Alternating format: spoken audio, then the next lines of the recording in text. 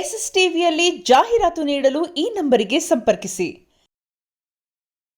Responsibility ಒಂದು, ನೀವು big boss ಗೆದ್ದಿರೋದು, ಇನ್ನೊಂದು ಗೌರವ್ ಅವರ ಸಿನಿಮಾ ಗೆದ್ದಿರೋದು. ಇಬ್ರು ನಾಯಕ ನಟರಿಗೆ ಒಂದ್ ರೀತಿ ಜೋಡೆತ್ತಿನ ಸವಾಲಿದೆ. ತುಂಬಾ ನರ್ವಸ್ ಆದಂಗಿದೆ ಸರ್ ಮಾತು ಕೇಳಿ. ಸೊ ಏನ್ ಹೇಳ್ತೀರಿ ಸೂಪರ್ ಹಿಟ್ ಬಗ್ಗೆ? ಇಲ್ಲ ಮೇಡಮ್, ಒಂದು ಸಿನಿಮಾ ಪೂರ್ತಿ ಇದೀನಿ. ಈಗ ನನಗೆ ಫಸ್ಟು ಈಗ ನಾಯಕ ನಟ ಅಂದೇಟಿಗೆ ಒಂದು ಭಯ ಸ್ಟಾರ್ಟ್ ಆಗ್ಬಿಡ್ತದೆ. ನಾಯಕ ನಟ ಅಂತ ಹೇಳಿದೆಟಿಗೆ ನಾಯಕ ನಟ ಅನ್ನೋದಕ್ಕಿಂತ ಒಂದು ಪ್ರಮುಖ ಪಾತ್ರ ಮಾಡಿದ್ದೀನಿ. ಈಗ ಸಿನಿಮಾದಲ್ಲಿ ಈಗ ಇಲ್ಲಿ ಎಷ್ಟು ಜನ ಅವರೇ ಈ ಫ್ರೇಮಲ್ಲಿ ಎಲ್ಲರೂ ಒಂದು ರೀತಿ ನಾಯಕ ನಟರೆ. ಎಲ್ಲರೂ ಈಗ ಸಾಧು ಸರ್ ಹೇಳಿದ್ರಲ್ಲ 3 ದಿನ ಮಾಡಿದ ಸಿನಿಮಾ ಪೂರ್ತಿ ಇದ್ದೀನಿ ಅಂತ, ಹಂಗೆ ಎಲ್ಲರೂ ಸಿನಿಮಾ ಇದು ಟ್ರಾವೆಲಿಂಗ್ ಕತೆ ಆಗಿರೋದ್ರಿಂದ ಟ್ರಾವೆಲಿಂಗ್ ಸಬ್ಜೆಕ್ಟ್ ಆಗಿರೋದ್ರಿಂದ ಎಲ್ಲ ಟ್ರಾವೆಲ್ ಆಯ್ತೀವಿ ಈ ಕಥೆಲಿ. ಅದರಲ್ಲಿ ವಿಜಯನಂದ್ ಸರ್ ಕರೆದುಬಿಟ್ಟು ಈ ಥರ ಒಂದು ಪಾತ್ರ ಅಂತೇಳಿ ಆ ಪಾತ್ರನ ನನ್ನ ಕೈಯಲ್ಲಿ ಮಾಡಿಸೋದು ನನಗೆ ಸಖತ್ತು ಖುಷಿ ಆಯಿತು. ಆಮೇಲೆ ಅವ್ರದ್ದು ಇಲ್ಲಿ ನೋಡ್ಬೇಕಣ್ಣ, ಸಖತ್ ಖುಷಿ ಆಯಿತು. ಆಮೇಲೆ ವಿಜಯಾನಂದ್ ಸರ್ದು ಒಂದು ಸ್ಪೆಷಾಲಿಟಿ ಏನಂದರೆ ಡೈಲಾಗ್ಸು, ಅದು ಸ್ಪಾಟಲ್ಲೇ ಹಿಂಗೆ ಬೇಡ ಹಿಂಗೆ ಅಂತ ಹಂಗೆ ಚೇಂಜ್ ಮಾಡಿ ಅದು ಪಂಚ್ ಆಗೋ ಥರ, ಸುಮ್ಮನೆ ಡೈಲಾಗ್ ಬರಲ್ಲ, ಪಂಚ್ ಆಗೋ ಥರ ಡೈಲಾಗು ಅದನ್ನ ಸ್ಪಾಟಲ್ಲೇ ಹೇಳಿ ಇಂಪ್ರೂವೈಸೇಷನ್ ಮಾಡೋದು ತುಂಬ ಕಷ್ಟ. ಅದನ್ನು ವಿಜಯಾನಂದ್ ಸರ್ ಮಾಡ್ತಾರೆ, ಸಖತ್ ಖುಷಿ ಆಯಿತು. ನಮ್ಮ ಗೌರವ್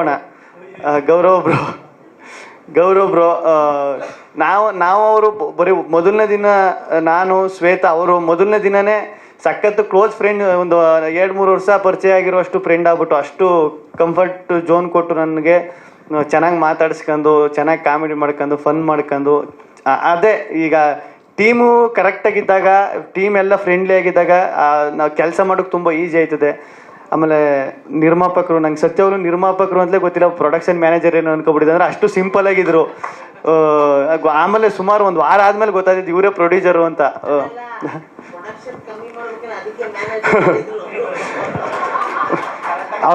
ಅವ್ರು ಎಷ್ಟು ಸಿಂಪಲ್ ಅಂದರೆ ಟಿಲ್ ಬಂದು ಇಳಿತವ್ರೆ. ಟಿಲ್ ಬಂದು ಪ್ರೊಡ್ಯೂಸರ್ ಅಂತಾರೆ, ಇಲ್ಲ ಸರ್ ಅದು ಅರ್ಜೆಂಟು ಅದಕ್ಕೆ ಬಂದ್ಬಿಟ್ಟೆ, ಕಾರ್ ಹಿಂದೆ ಬತ್ತೈತೆ ಸರ್ ಅಂತ. ಅಷ್ಟು ಸಿಂಪಲ್ಲು, ಸಖತ್ ಖುಷಿ ಆಯಿತು.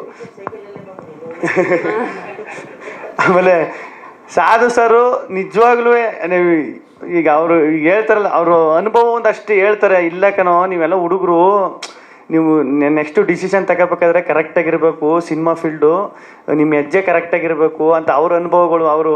ಆಮೇಲೆ ಅವ್ರದ್ದೊಂದು ಸಖತ್ ಇಷ್ಟ ಆಗೋದು, ಅವರು ಹೋಗಿರೋ ದೇಶ, ಸುತ್ತಿರೋ ದೇಶ, ಈ ದೇಶಕ್ಕೆ ಹೋಗ್ರಿ, ಇಲ್ಲಿ ಇದು ಸ್ಪೆಷಲ್ಲು, ಈ ಜಾಗಕ್ಕೆ ಹೋಗ್ರಿ, ಸುತ್ತಬೇಕು ದೇಶನ, ಏನಾಯ್ತು ಜೀವನದಲ್ಲಿ ಸುತ್ತಬೇಕು, ತಿರುಗಾಡಬೇಕು, ಅದೆಲ್ವ ಲೈಫು ಅಂತೆಲ್ಲ ಅವರು ಹೇಳೋದು. ಫ್ರೀ ಆಗಿದ್ದಾಗೆಲ್ಲನೂ ಒಂದಷ್ಟು ಇನ್ಪುಟ್ಸ್ ಕೊಡೋರು, ಹಿಂಗಿರಬೇಕು ಹಿಂಗೆ ಮಾಡಬೇಕು ಅಂತ. ಅದೆಲ್ಲ ಸಖತ್ ಹೆಲ್ಪ್ ಆಯಿತು ನನಗೂ. ಅಲ್ಲಿ ಸಖತ್ ಒಂದು ಒಳ್ಳೆ ಸಿನಿಮಾದಲ್ಲಿ ಕೆಲಸ ಮಾಡಿದ್ದೀನಿ, ಒಂದು ಒಳ್ಳೆ ಟೀಮ್ ಜೊತೆ ಕೆಲಸ ಮಾಡೋನಿ ಅಂತ ನನಗೂ ಸಖತ್ ಖುಷಿ ಐತೆ. ನಿಮ್ಮ ಪಾತ್ರದ ಬಗ್ಗೆ ಹೇಳಿ. ಮುನ್ನಾಬಾಯಿ ನನ್ನ ಪಾತ್ರ ಬಂದು ಅದೇ ಡೈರೆಕ್ಟ್ರು ಮುಂಚೆನೇ ಇಲ್ಲಿ ಕರೆದುಬಿಟ್ಟು ಹೇಳೋರು, ಕತೆ ಎಲ್ಲೂ ಬಿಟ್ಕೊಡ್ಬಾರ್ದು ಅಂತ. ನನ್ನ ಪಾತ್ರ ಚೆನ್ನಾಗೈತೆ, ಅದೊಂದು ಮಾತ್ರ ಹೇಳ್ಬಲ್ಲೆ. ಆಮೇಲೆ ಇಲ್ಲಿ ಕಾರೆಲ್ಲ ಆ ಕಾರ್ ಐತಲ್ಲ, ಅದು ಮಾತ್ರ ಸಖತ್ ರೋದನೆ ಕೊಟ್ಬಿಟ್ಟೈತೆ ನಮಗೆ. ನಾನು ಸ್ಟಾರ್ಟಿಂಗ್ ಹೋದಾಗ ಯಾವುದೋ ಲ್ಯಾಂಬೋರ್ಗಿನಿ ಕಾರ್ ತಂದು ಇಳಿಸ್ಬಿಟ್ಟವ್ರು, ಏನು ಗುರು ಇದು ಅಂತ ನಾನು. ಆಮೇಲೆ ಎಲ್ಲ ಟಿಂಕ್ರಿಂಗು ಪೇಂಟಿಂಗ್ ಮಾಡಿಸ್ಕೊಂಬಂದು ಆಲ್ಟರ್ನೇಟ್ ಮಾಡಿಸ್ಕೊಂಬಂದವ್ರು ಯಾವ ಗಾಡಿಗೆ. ಅದು ಮಧ್ಯದಲ್ಲಿ ನಿಂತೋಗ್ಬಿಡ್ತದೆ. ನನಗೆ ಸದ್ಯ ನಂದು ಒಂದು ಪ್ಲಸ್ ಏನಪ್ಪ ಅಂದ್ರೆ, ನನಗೆ ಗೇರ್ ಗಾಡಿ ಓಡಿಸೋಕೆ ಬರೋಲ್ಲ, ಕಾರ ನಾನು ಓಡಿಸೋದಿದ್ದದ್ದು. ಆಮೇಲೆ ಪಾಪ ಗೌರವ್ ಅವರು ಆ ಕಾರ್ನ ಎಷ್ಟು ಅವರು ತಗೊಂಡೋದ್ರು ಅಂದ್ರೆ, ಮಳೆ ಅದು ಓಪನ್ ಕಾರು, ಮಳೆ ಸ್ಟಾರ್ಟ್ ಆಗ್ಬಿಟ್ರೆ ಮಳೆಯೆಲ್ಲ ಸುರಿತಾ ಇರ್ತದೆ. ಈ ಕಡೆ ಈ ಹ್ಯಾಂಡ್ಲೆ ಕಿತ್ತಿಗೆ ಕೈಗೆ ಬರ್ತದೆ, ಈ ಕಡೆ ಗೇರ್ ಎತ್ತಕೋರೆ ಗೇರ್ ಕಿತ್ತಿಗೆ ಕೈಗೆ ಬರ್ತದೆ. 1 ವಾರ ಸರಿಯಾಗಿ ಆಟ ಆಡಿಸ್ಬಿಡ್ತು. ಎಲ್ಲಿ ಉಡುಪಿಲಿ ಶೂಟಿಂಗ್ ಮಾಡ್ತಿದ್ದು, ಅಲ್ಲಿಗೆ ತಗೋಬೇಕು ಗಾಡಿಯ. ಹೆಂಗಾಗ್ಬಿಡ್ತು ಅಂದ್ರೆ ಪಾಪ ಅವ್ರು ನೋಡಿ ನನಗೆ ಪಾಪ ಅನ್ನಿಸ್ಬಿಡ್ತು. ಈ ಬ್ರೇಕ್ ಹೊಡಿಕೋದ್ರೆ ಅದು ಸ್ಟ್ರಕ್ ಆಗ್ಬಿಟ್ಟದೆ, ಬ್ರೇಕೇ ಓದ್ತಾ ಇಲ್ಲ ಒಂದು ಟೈಮಲ್ಲಿ. ಆ ಥರ ಎಲ್ಲ ಸಿಕ್ಕಾಪಟ್ಟೆ ಆ ಕಾರು. ಅದೇ ನನ್ನ ಪ್ರಕಾರ ಅದೇ ಅನಿಸುತ್ತೆ ಮೇಯ್ನ್ ಹೀರೋ ಈ ಸಿನಿಮಾಗೆ, ಆ ಕಾರು. ಅಷ್ಟೊಂದು ರೋದನೆ ಕೊಟ್ಟಾಕ್ಬಿಡ್ತು ಎಲ್ರಿಗೂ. ಈ ಸಿನಿಮಾದಲ್ಲಿ ಏನಪ್ಪ ಅಂದರೆ, ಆರ್ಟಿಸ್ಟ್ ಯಾರಿಗೂ ರೋದನೆ ಕೊಟ್ಟಿಲ್ಲ, ಟೆಕ್ನಿಷಿಯನ್ ರೋದನೆ ಕೊಟ್ಟಿಲ್ಲ, ಯಾರೂ ಕೊಟ್ಟಿಲ್ಲ. ಅದೊಂದು ಕಾರ್ ಐತಲ್ಲ, ಅದು ಮಾತ್ರ ಎಲ್ರಿಗೂ ರೋದನೆ ಕೊಟ್ಬಿಡ್ತು. ಆಮೇಲೆ ನಮ್ಮ ಕ್ಯಾಮ್ರಾಮನ್ ಸರ್ ಬಗ್ಗೆ ಹೇಳ್ಬೇಕು, ಎಷ್ಟು ಕೂಲು ಅಂದರೆ ಅವರು ತಲೆನೇ ಕೆಡಿಸ್ಕೊತಿರಲ್ಲ. ಹಿಂಗೆ ಕೂಗಾಡೋದು, ಈಗ ಸೆಟ್ಟು ಅಂದರೆ ಕೂಗಾಡೋದು, ಕಿರ್ಚಾಡೋದು, ಆ ಥರ ಏನಿಲ್ಲ. ಈಗ ಡೈರೆಕ್ಟ್ರು ಇದು ಕ್ಯಾಮ್ರಾಮನ್ ಗಂಡೆ ಹೆಂಡತಿ ಥರ ಇರಬೇಕು ಸೆಟ್ಟಲ್ಲಿ ಅಂತಾರೆ, ಸೇಮ್ ಹಂಗೆ ಇದ್ದಿತ್ತು ಅವರು. ಸಖತ್ ಖುಷಿ ಆಯಿತು. ಓಕೆ ಸರ್, ಮಾಧ್ಯಮದವ್ರದ್ದೇನೋ ಪ್ರಶ್ನೆ ಇದೆಯಾ? ಮನಸ್ಥಿತಿ ಹೇಗಿದೆ ಅಂತ ಕೇಳ್ತೀರ? ಅದೇ ಹೇಳದ್ನಲ್ಲ ಸರ್, ಈಗ ಸಾಧು ಸರ್ ಹೇಳಿದಲ್ಲ, ಸೇಮ್ ಅದನ್ನೇ ಮಾತಾಡ್ತಿದ್ದೆ ಸಾಧು ಸರ್. ನಾವು ಈಗ ಆಚೆಗೆ ಬಂದೇಟ್ಗೆ ಇಷ್ಟು ಜನ ಇಷ್ಟು ಇದೆ ಇದೆಲ್ಲ ನೋಡಿದಾಗ ಇದರಿಂದ ಆಚೆ ಬರೋಕೆ ಇನ್ನೂ ಸ್ವಲ್ಪ ದಿನ ಬೇಕು ಸರ್. ಅದೇ ಈಗ ಎಲ್ಲೋದ್ರು ಯಾಕೆ ಸೈಲೆಂಟ್ ಆಗ್ಬಿಟ್ಟು ಗಿಲ್ಲಿ ಮಾತಾಡ್ತಾ ಇಲ್ಲ ಅಂದ್ರೆ ಈಗ ಅದರಿಂದ ಆಚೆ ಬರ್ಬೇಕಂದ್ರೆ ಈಗ ಏನೂ ಎಕ್ಸ್ಪೆಕ್ಟ್ ಮಾಡಿರ್ಲಲ್ಲ ಸರ್. ಹಿಂಗೆ ಇರ್ತದೆ, ಹಿಂಗೆ ಆಚೆ ಬಂದ ತಕ್ಷಣ ಹಿಂಗೆ ಆಯ್ತದೆ, ಹಿಂಗೆ ಇರ್ತದೆ ಅಂತ ಇಷ್ಟು ಜನ ಪ್ರೀತಿ ಹಿಂಗೆಲ್ಲ ಸಿಗ್ತದೆ ಅಂತ ಎಕ್ಸ್ಪೆಕ್ಟ್ ಮಾಡಿರೋಲ್ಲ. ಆಚೆ ಬಂದ ತಕ್ಷಣ ಈಗ ಒಂದು 4 ಗೋಡೆ ಮಧ್ಯದಲ್ಲಿ ಒಂದು 4 ತಿಂಗಳು ಇರ್ತೀವಿ. ಈಗ ಆಚೆ ಬಂದ ತಕ್ಷಣ ಅದನ್ನ ಇಲ್ಲಿಗೆ ಪ್ರೆಸೆಂಟಿಗೆ ಬರ್ಬೇಕಂದ್ರೆ ಇನ್ನೂ ಸ್ವಲ್ಪ ಟೈಮ್ ಬೇಕಾಯ್ತದೆ. ಅದಕ್ಕೆ ಹಾಂ ಸರ್. ಹ್ಞೂ ಸರ್, ಮಾತುಕತೆ ನಡೀತಾವೆ. ಅದೇ ಈ ಕನ್ಫ್ಯೂಷನ್ನೇ. ಈಗ ಆಚೆಗೆ ಬಂದ ತಕ್ಷಣ ಒಂದಷ್ಟು ಹಿಂಗೆಲ್ಲ ಬಂದಾಗ ಈಗ ನೆಕ್ಸ್ಟ್ ನಾನು ಯಾವ ಮೂವ್ ತಗೋಬೇಕು, ನೆಕ್ಸ್ಟ್ ಏನು ಹೆಜ್ಜೆ ಇಡಬೇಕು ಅನ್ನೋದೇ ಸಖತ್ ಕನ್ಫ್ಯೂಸು. ತಿರ್ಗಿ ನಾನು ಕರೆಕ್ಟ್ ಈಗ ನಾನು ಯೋಚನೆ ಮಾಡೋದು ಸರಿ ಇದೆ, ನನ್ನ ಮೈಂಡ್ ಸೆಟ್ ಕರೆಕ್ಟಾಗಿರಬೇಕು. ಈ ಕನ್ಫ್ಯೂಷನಲ್ಲೇ ಪ್ರೊಸೆಸ್ ನಡೀತದೆ ಎಲ್ಲ.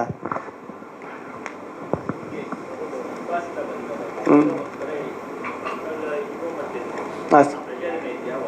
ಏನು sir personal life and professional life ನಡುವೆ ಪ್ರೆಷರ್ ಇದೆಯಾ ಕೇಳ್ತಿದ್ದಾರೆ ಸರ್. ಪ್ರೆಷರ್ ಅಂತ ಏನಿಲ್ಲ, ಏನಪ್ಪ ಅಂದ್ರೆ ಅದೇ ಈಗ ಪ್ರೆಷರ್ ಅನ್ನೋದಕ್ಕಿಂತ ಈಗ ಅದೇ ನಾನು ಮುಂಚೆನೇ ಹೇಳ್ದಂಗೆ ಪ್ರೆಷರ್ ಅಂತ ಅನ್ಸಲ್ಲ. ಅದು ಈಗ ಏನಂದ್ರೆ ಒಂದು ಜನರು ಇಷ್ಟೊಂದು ಜನ ಇಷ್ಟು ಪ್ರೀತಿ ತೋರಿಸ್ತವ್ರೆ, ಇದೆಲ್ಲ ನೋಡ್ಬಿಟ್ಟು ಖುಷಿ ಒಂದು ಕಡೆ ಆದರೆ ಇದನ್ನ ಹೆಂಗೆ ಉಳಿಸ್ಕೋಬೇಕು, ನೆಕ್ಸ್ಟ್ ಏನು ಮಾಡಬೇಕು ಅನ್ನೋದೊಂದು ಇರ್ತದಲ್ಲ ಸರ್, ಅದು ಯಾವಾಗಲೂ ಕಾಡ್ತಾ ಇರ್ತದೆ.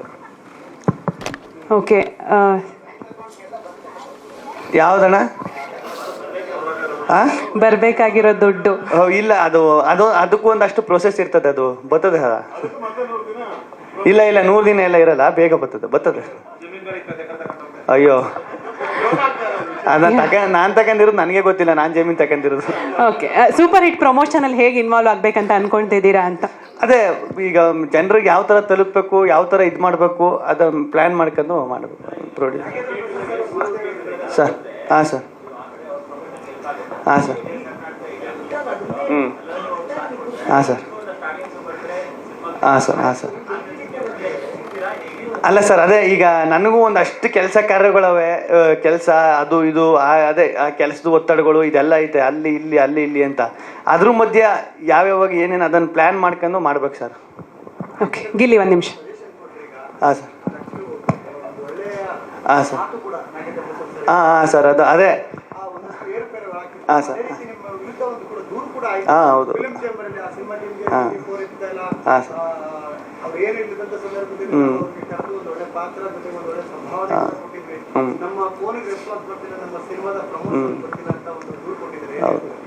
ಹ್ಞೂ ಸರ್, ಈಗ ಆ ಸಿನಿಮಾ ಆಗಿ ನನ್ನ ಪ್ರಕಾರ 2.5 ವರ್ಷ ಆಗಿರಬೇಕು.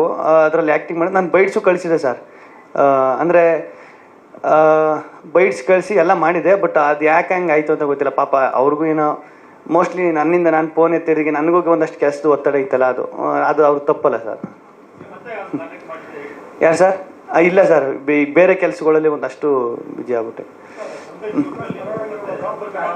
ಹಾಂ ಸರ್. ಹಾಂ ಹೌದು. ಇಲ್ಲ ಹಾಂ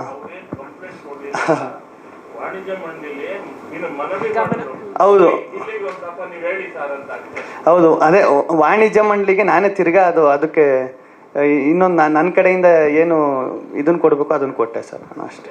ಓಕೆ. ಹಾಂ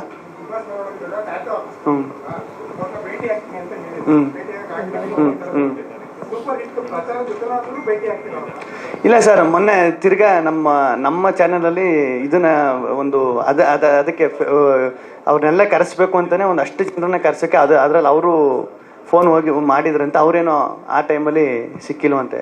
ಇಲ್ಲ, ಸಿಗ್ತೀನಿ ಸರ್. ಇದೆಲ್ಲ ಅದೇ ಈಗ ಸಡನ್ನಾಗಿ ಈಗ ಆಚೆಗೆ ಬಂದ್ಬಿಟ್ಟು ಏನು ಮಾಡಬೇಕು ಸರಿ ಆಯಿತು, ಇಲ್ಲಿ ಹೋಗ್ಬೇಕು, ಸರಿ ಅಲ್ಲಿಗೆ ಹೋಗ್ಬೇಕು, ಇದೊಂದು ಕನ್ಫ್ಯೂಷನ್ ಇರ್ತದಲ್ಲ ಸರ್. ಅದು ನನ್ನ ಪರಿಸ್ಥಿತಿಲಿ ನನ್ನ ಜಾಗದಲ್ಲಿ ಇದ್ದವ್ರಿಗೆ ಮಾತ್ರ ಗೊತ್ತಾಯ್ತದೆ. ಅದು ಸಾಲು ಸರ್ಗೆ ನೀಟಾಗಿ ಅರ್ಥ ಆಯ್ತು. ಅವ್ರು ಹೇಳಿದ್ರು, ನನಗೆ ಗೊತ್ತು ನಿನ್ನ ಪರಿಸ್ಥಿತಿ ಏನು ಅಂತ. ಹಂಗೆ ಗಿಲ್ಲಿ 1 ನಿಮಿಷ. ಹಾಂ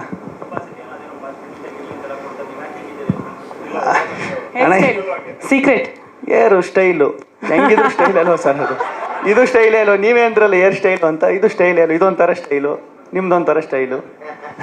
ಗಿಲ್ಲಿ, ಅವನ ಲೈಟರ್ ನೋಟ್. ಎಲ್ಲರೂ ಪ್ರಶ್ನೆ ಕೇಳಿದ್ರು, ನಿಮ್ದೊಂದು ಡೈಲಾಗ್ ಇದೆಯಲ್ಲ ಮಾಮೂಲಿ, ತುಂಬಾ ಕಡೆ ಹೇಳ್ತೀರಾ, ಅದು ಉದ್ದ ಡೈಲಾಗ್ ಇದೆಯಲ್ಲ, ಯಾವ್ದಂತ ನಾನು ಹೇಳಲ್ಲ, ನೀವು ಹೇಳ್ಬೇಕು. ಸುಮಾರು ಹೇಳಿದ್ದೀನಿ ಮೇಡಮ್. ಸರಿ, ಯಾವ್ದು ಹೇಳ್ತಾನ?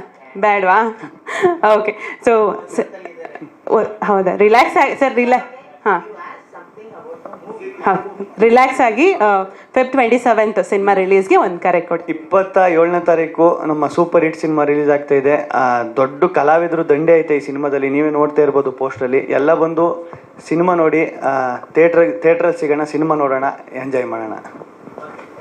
Thank you so much Gilli. All the very best. Super hit ಆಗಲಿ ಅಂತ ಆಶಿಸ್ತೀವಿ. Thank you sir. ಒಂದು ನಿಮಿಷ, ಎಲ್ಲರೂ ಒಂದು ಗ್ರೂಪ್ ಪಿಕ್ಚರ್. ಸಾಧು ಸರ್, ನಮ್ಮ ನಿರ್ದೇಶಕರು ನಾಗೇಂದ್ರ ಪ್ರಸಾದ್ ಸರ್, ಗೌರವ್, ಶ್ವೇತಾ, ನಾಗಾರ್ಜುನ್ ಸರ್, ನಮ್ಮ ಟೆಕ್ನಿಷಿಯನ್.